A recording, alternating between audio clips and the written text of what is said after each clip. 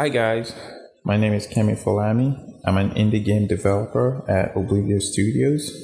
I'm currently creating a 2D fighting game with dynamic combat mechanics and deep storytelling. I've also implemented some Nigerian cultural undertones into the game, so I'm sure you guys would love it. For more details on the DSC Allegiance, check out Project Random podcast page. And thank you, and see you guys.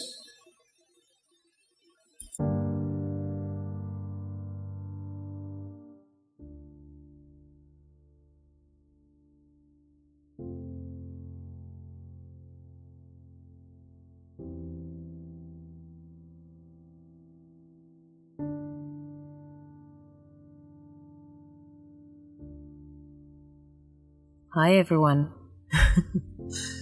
I know I'm 1 week behind on submitting my podcast for the week, but I promise you that this is worth it. It's worth the wait. Now, first things first, let me tell you why I was a little bit late. Oh, by the way, this is Mina. Just in case you're a first-time listener and you're wondering who the hell is talking, it's Mina.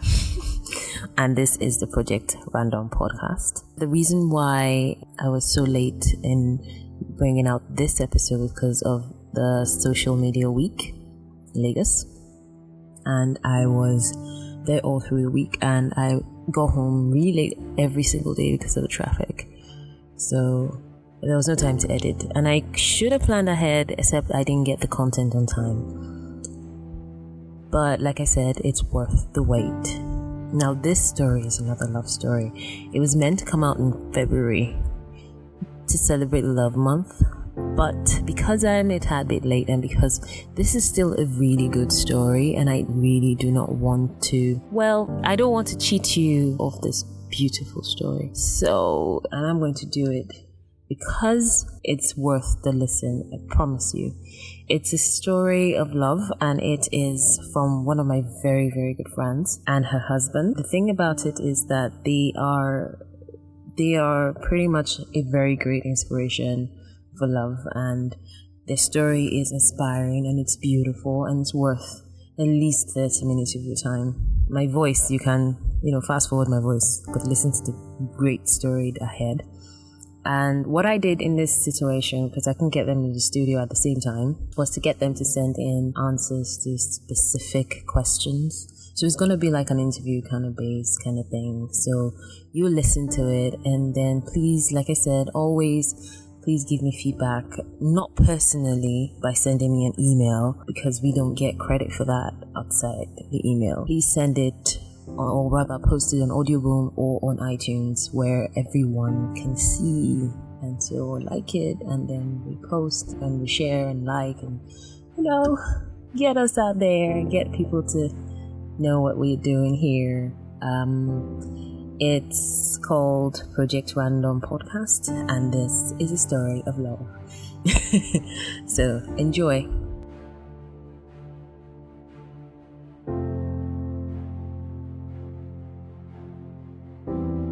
Introducing Lolade and Jite. This is their love story, and I'm going to start with a series of questions. Obviously, you can tell who Jite is and who Lolade is. Lolade is a female, and Jite is the male. It just occurred to me that they are both names that could be for either sexes. So, Jite is the guy, Jite is the husband, and Lolade is the female, so, is the wife. So, please use that as identification markers when you're listening. First question. How did you meet?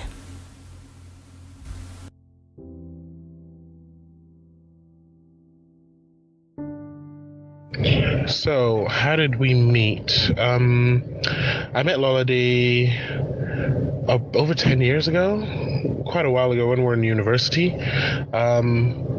She was this cute girl with a British accent that I didn't really know, but a friend of mine was really good friends with her friend. So one day we went to visit and we hung out. So we were just chatting and gisting, and it was just weird because I felt this kind of ease of conversation with her, and it all just made sense. So we were chatting for hours. I think all our friends went to get food or something, and we just kept talking. And then late at night, really, really late, my friends got back and said it's time to leave. So I was like, okay, cool, awesome. It's really great to meet you. It was great chatting with you, and I hope I'll see you later. And she was like, yeah, sure thing. Yeah, that was it. She kind of disappeared after that. I never really spoke to her again at school. And time just passed. And then years later, we met on the interwebs, Facebook, Instagram, Twitter.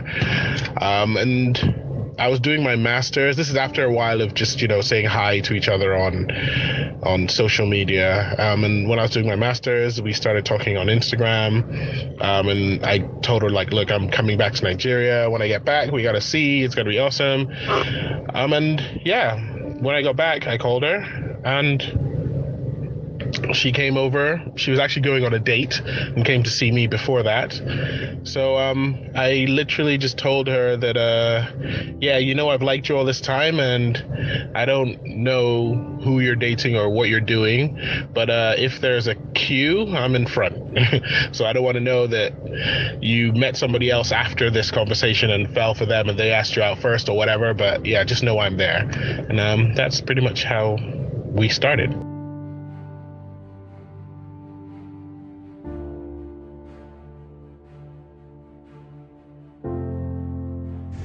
Let's see. We met in Ghana at a point in my life where I was just I was already seeing someone. And we were I heard about him through friends, and it was just, you meet somebody and you just sort of have this weird connection with them, and you find yourself having this very long conversation. And I instantly thought to myself, wow, what an awesome person. Run. Because I'm very big on monogamy, and, to me, it made sense. Now, if you ask him, his version will be that I ran away. My version is I simply ran because the integrity of the thing mattered to me, that I was still true to the person I was with at the time.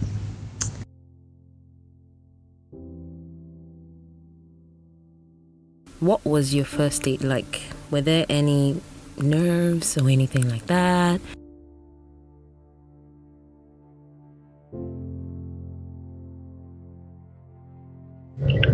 Our first date, it would be a bit confusing. Okay, actually, yes. Our first date would definitely have to be, we went for this interactive play at Freedom Park. I think it was called Make We Waka or something like that.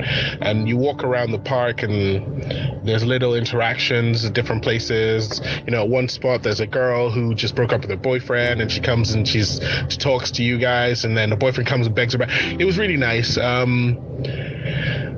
It was so easy just being together. I wasn't nervous. I was nervous before, because actually that's the point. I didn't have a car, and I think she picked me up, and then we went together, and it was just fun. I mean, it was cultural and clever, and yeah, that was really awesome. It was just really nice. It was a very good first date, actually, and it was her choice, of course. She's a smart one.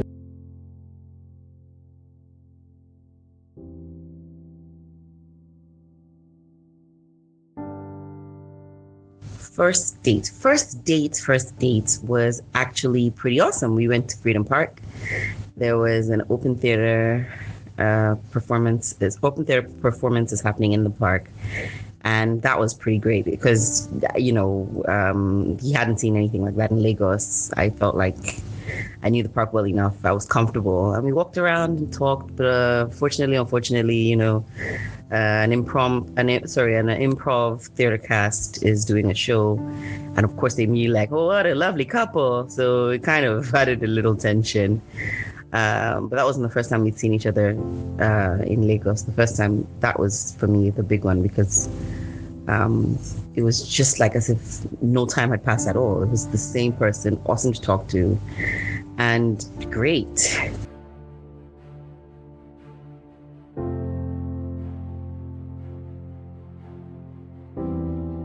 So I'm going to add some insight into this. You see, Lada and I go way back, and we hadn't seen in quite a while. The reason being that she was not in country and then I wasn't in country, and the last time I saw her was like in 2000 and I think it was 2009 or 2009, and we were communicating via phone calls, I think WhatsApp or BBM, but I think aside from that we had absolutely no idea like how to even like merge our like sit have an idea of how we're going to sit down and talk and catch up and everything. So this day I decided to go to Freedom Park for play. It was a friend, I was invited by a friend, and actually went with my boyfriend at that time. And I remember very clearly I saw her from way back, and I was screaming, Lolade! Lolade! Oh my god, Lolade! And you know, you can get how that I look like that, or why I was looking like that, because I hadn't seen her in such a very long time, and she is, you know, one of my closest friends. And seeing her over there, you know, I ran over, I hugged her, and we talked, and then right there and then smack right there in the middle of that date, I kind of like gate crashed their date. I stopped and I was, you know, talking to Lode and gisting, and then Lode goes, oh snap, sorry, this is my date, GT. Because I was not like I was dismissing him, but I was like, Lode, I haven't seen you in ages, do you get? And I saw him and I'm like, oh hi, what's up, how you doing? She was like, oh, I'm on a date, blah blah blah. And I was like, okay, I'll leave you to it. And when this play happened, I think 2013 stroke 2014, something around that, I think it was 2014, I can't be sure. I really have bad memory when it comes to some things. So whenever it happened, that's when it happened. And I remember gate crashing their first date, actually. I remember that very clearly because it is just one of those things. So that's just my tiny addition to that story. See, I'm so awesome like that. Okay then, next question.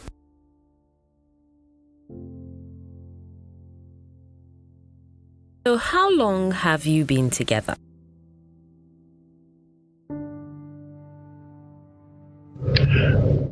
So we've been together for a little bit. If you exclude the 8 to 10 years of her avoiding me, which is what I like to call her dodging years, we dated for about a year, just over a year before we got married. We were married for about a year before she got pregnant. And yeah, so about 3 years now. But it's been wonderful.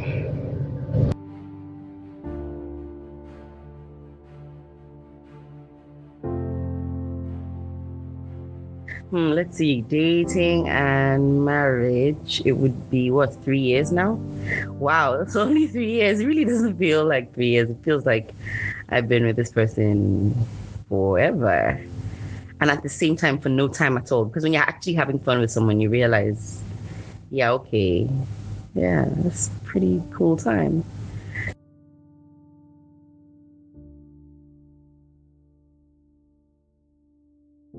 Jite, how did you know she was the one? Because I know a lot of people think that it's like an instantaneous kind of thing, but I think it's more instantaneous than it is a long-term kind of decision. Like, okay, maybe she's the one. No, I think it's more instantaneous. But Jite, how did you know she was the one?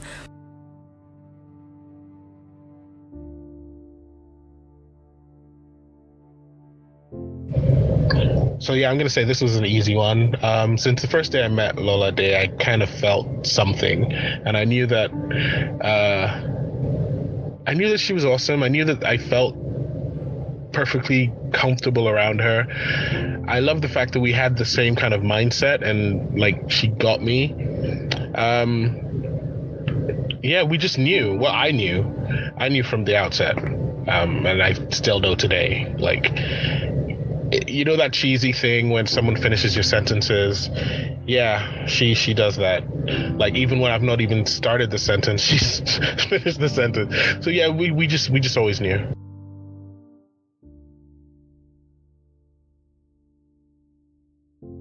You see, the thing about this story is when you listen to Lolade's version of how they met and the reason why blah blah blah she ran, you know officially by that story that he was the one.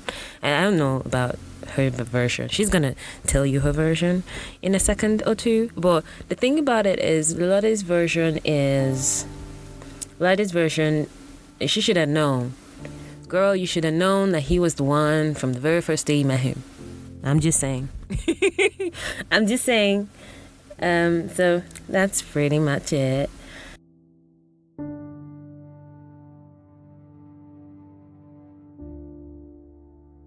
Now I knew he was the one when I said to him, because like I said, we'd met up and we had this long conversation. I had the speech. I'd been giving all my male friends and anybody who'd been trying to hit on me, because the truth of the matter is that year I was really trying to focus on myself and my personal well-being. So I decided that I didn't want to date anybody. And what mattered to me was that I kept my friendships intact. So I told him and I said, look, quite frankly, I have a terrible track record with relationships. I just want you as a friend because I find you to be a very precious person to me. So let's just be friends. And this man goes, okay, all right, I hear you. That's interesting. No. And he point blankly told me no and said, look, you're going to say, this next thing you know, you now say I dated somebody else and, you don't have time for me. So I just want you to know I'm here. And that threw me for a second. It threw me completely because I wasn't expecting that. And then the next thing he now went ahead and did was, it's not even something that he did consciously. I don't think he's always made me feel safe. I've never felt anything but this human being is out for my well-being.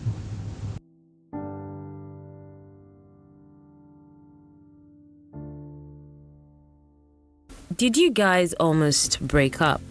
And why? How did you resolve it?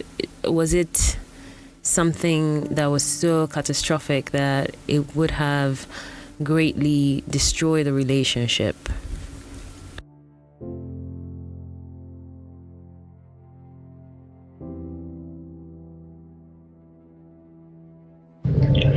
We've never had one of those. Oh my God! I don't think we're gonna need time apart. We've never had that since we got together. I don't see how I could continue without her. I know that sounds weird, but I've never had those moments where I think, yeah, I need to break, or yeah, I think I'm done for now. Or we never had that. We've had arguments, but because we kind of know each other, we don't argue for long. And when we were dating, we always said never go to sleep on an argument.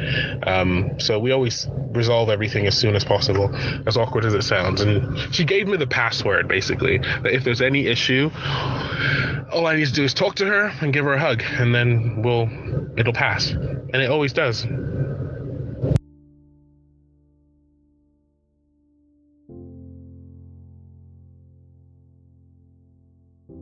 Did we almost break up? No, we've never had a moment where we've opted to walk away from this. Although you could argue, and he probably would, that the moment before we started dating might be considered something along those lines. But no, the advantage of the time between when we met and when we actually got together was exactly that, time and maturity set in, and I swear it has nothing to do with all of that. Even still, it's also just grace and God and the choice that no matter what, you can always talk it out. There's nothing beyond simple understanding and compromise.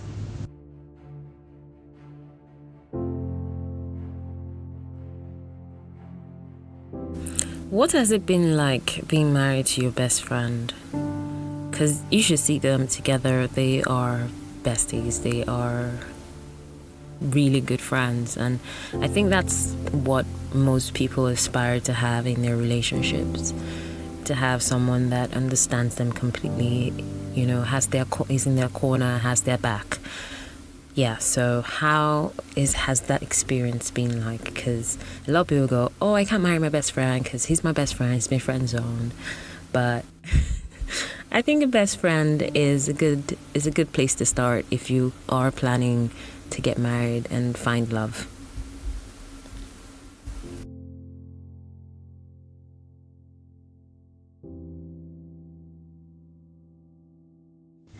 It's amazing being married to, and I think most couples attest to this, especially good ones, is um, you find that this is the person you want to tell your life to. It's led me to down the path of radical honesty, where now I find I even tell perfect strangers exactly what I'm thinking because I'm so used to being unbridled in my thought process because I can actually say to him, this is what I'm feeling. I'm scared today. I'm happy today. I'm awesome today. It's a weekday. I'm tired.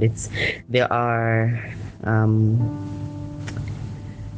there's no limit to a couple who finds balance this way because you basically have each other's back. And no matter what you think you're doing on your own, if you share it with that other person, he'll see an angle you didn't see before. And you just make things work. Not that single people can't make things work, but you make things work better.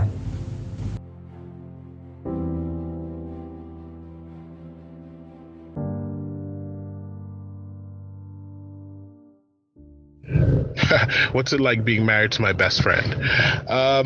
It makes life easy, and it kind of makes a lot of things irrelevant.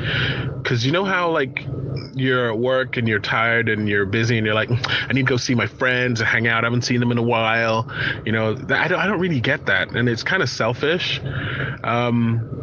She's like my friend, so like I don't ever feel like I'm missing out on anything because she's there.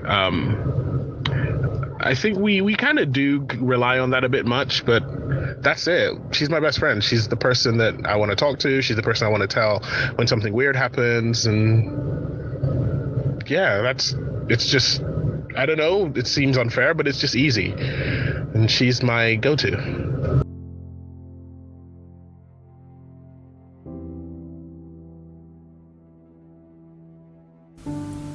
How do you keep the love alive? And what things amaze you about each other? What are the things that amaze you about each other? Qualities, quirks, those kind of things that make you go, "Aw, that's lovely," or "Oh my God, no, goodness, that's cheating," that kind of thing.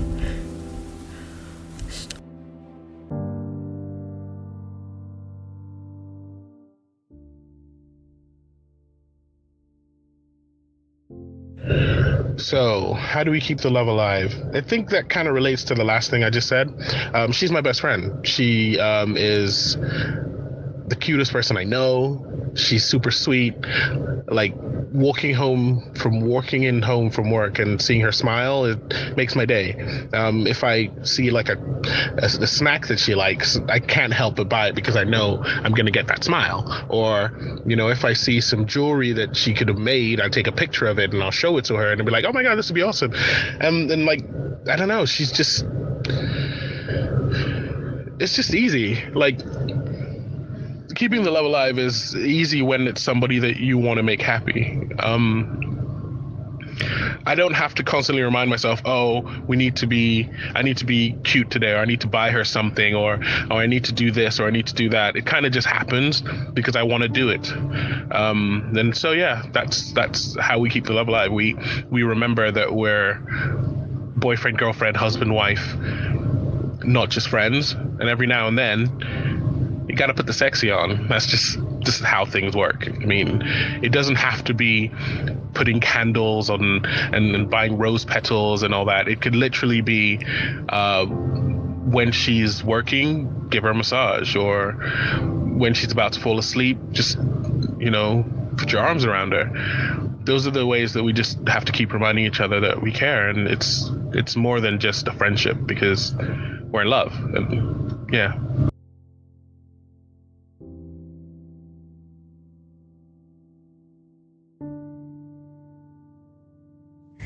How do we keep the love alive? I don't think we've gotten to that stage. I mean, people argue this, but I don't think we've gotten to that stage where it starts to feel like it's getting. Although to be fair, we are very similar people, so we have a lot in common already. It's easy to find we want to spend time together doing things, but every now and again, when you do find that you're starting to feel like getting a little dull here, again, conversation is key. And especially even talking when you don't know exactly what you're thinking, because it's not fair to your partner to just go into a sulk because you're having internal issues and you don't share, so they don't know, they're not magical genies. So oftentimes it helps when we share with each other, like, okay, this is how I'm feeling today, this is what I'm worrying about, this is whether it's money, whether it's life, whether it's fuel, whether it's lights, anything and everything. And then keeping the love alive is as easy as surprising each other with little things. He knows my weaknesses, he knows the little things that I enjoy, and I try to do stuff for him that will surprise him and make him feel special, because he works hard and he deserves it, and I love him and I think he's awesome. So it's pretty easy to want to keep doing things to just picture the smile on his face, and that's like 90% of my motivation for almost any and everything.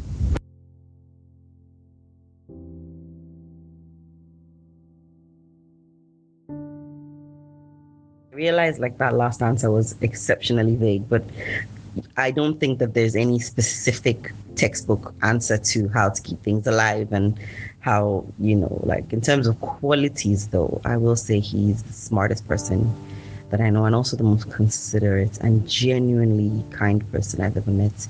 He makes me want to be a better version of myself every single day, which can sometimes be pressure, but most of the time it's just inspiration.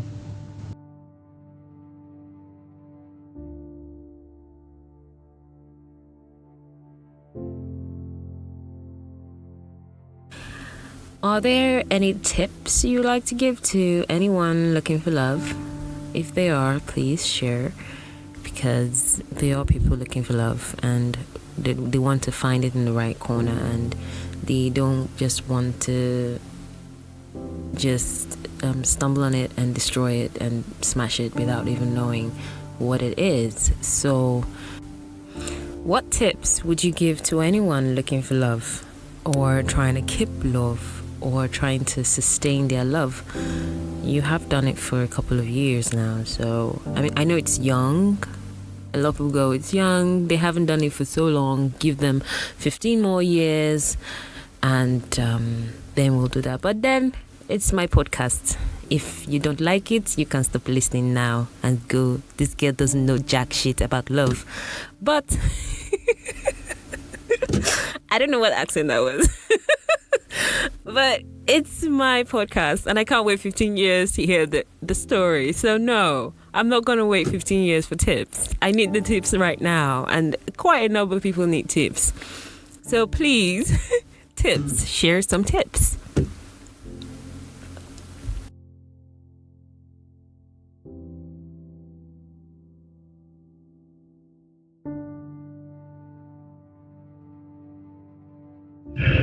When people ask me for tips about, finding the right person or being in love, I always say the same thing. All we have are words. If you think about it, wars have started with words. The greatest romances have started with words. Even the most fantastical discoveries in this universe are shared with words. So I always say use your words. When I first met Lola, I didn't understand that, and by the time 10 years or whatever had passed, and we met again, I knew all I had were words. Like, if you don't let the person you care about that you care about them, then they'll never know. So you need to talk to them. You need to understand how they think, how they feel, and do what makes you happy and what you think makes them happy. So it's literally just about finding someone that you connect with, someone that makes you smile, someone that when you're not with them, you don't think that, the world is over, but you're just waiting to be with them. You find someone that laughs at your jokes, someone that thinks you're quirky, someone that you can feel some kind of balance with, because having a date or, having a one-night stand or having friends with benefits is not the same as finding the person you're going to spend the rest of your life with. If the chemistry is there, but there's no, longevity, no magic, I would say look for better. If there's magic and the conversation is amazing, but there's no physical chemistry, yeah, I'd say look for magic. Life is short. I've seen a lot of couples that are together because, just cause, or the sex is great, so they stick together. That's not what makes a good relationship. There's a lot more to it than that. And I just say, find someone that you're physically attracted to, you're mentally attracted to, and you can talk to, because it's just going to be the two of you for a long time. So talking helps.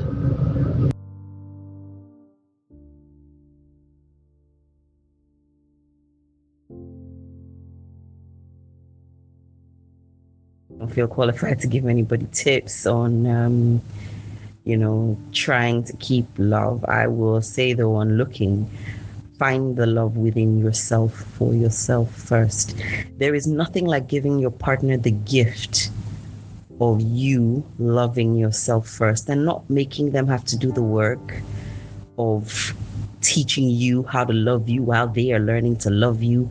I find a lot of fights, a lot of couples that I know tend to have stem from a place where, while this man is trying to love you, you are doubting why his love would ever be true because the guy who was there before messed you up so badly. So now you're damaged. Meanwhile, if you took a minute to value that experience for what it was, take the lessons, move on, not necessarily before you met this other person, not before you met your partner, but even during. I'm constantly finding days in my life where my past creeps up and causes what I call a brain fart, where I'll be panicking about one thing or the other, often something very ridiculous in our relationship, like some kind of mild burst of insecurity, for example. And when I stop myself, catch it, and treat it before he is even aware of it, I call that a win, because that all comes from having dealt with, or at least in my head, dealing with my own demons, so that his love can flow to me unfiltered and I don't have to question why he loves me.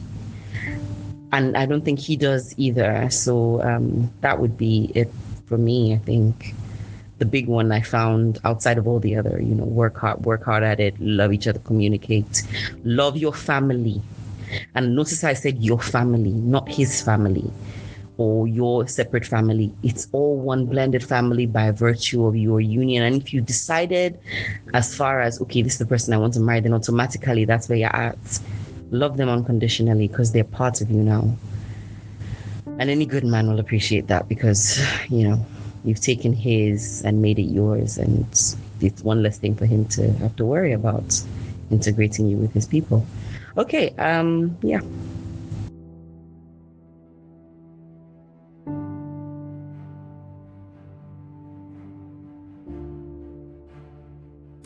So that brings us to the end of the podcast. I know that that this might be slightly shorter than my normal other podcasts, but we'll return to regular transmission by the next episode. Yes, another thing, aside from the usual stuff that I put out, which is the random details about the podcast, the giveaway is still running. No one has gotten the answer right. Everybody's sending me emails and I don't know why. I said answer the questions in the comments section of the page. That's all I said. Please don't send it to me via email or private message me. Send me a friend request and send me the answers. I don't want that. Please don't do that.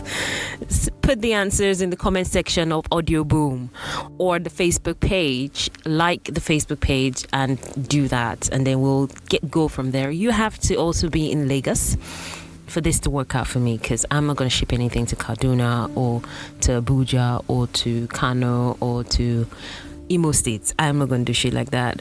So if you're in any other states, please unless you have a plan, or unless you have plans to come to Lagos to collect these t-shirts, because I want to take pictures with you, this is not going to work out for me. So another thing, the questions still apply. Go listen to the last episode if you want to win. If you haven't listened to the last episode. Also, you can find us on all social media platforms as DA Project Random Podcast. That is the Project Random Podcast on all social media platforms. That is Facebook, Twitter, and Instagram. If you have any fun stories you'd like us to do some digging or discussions on, you can always tag us on any of those stories, and we'll, jump on it, because I'm constantly looking for content. And if you'd like to share some stories, you can always send us an email, projectrandompodcast@gmail.com. I know that I say this all the time, and it's rather a tedious thing to do, because every single episode has to have these details. Otherwise, I'm just putting out my voice for nothing.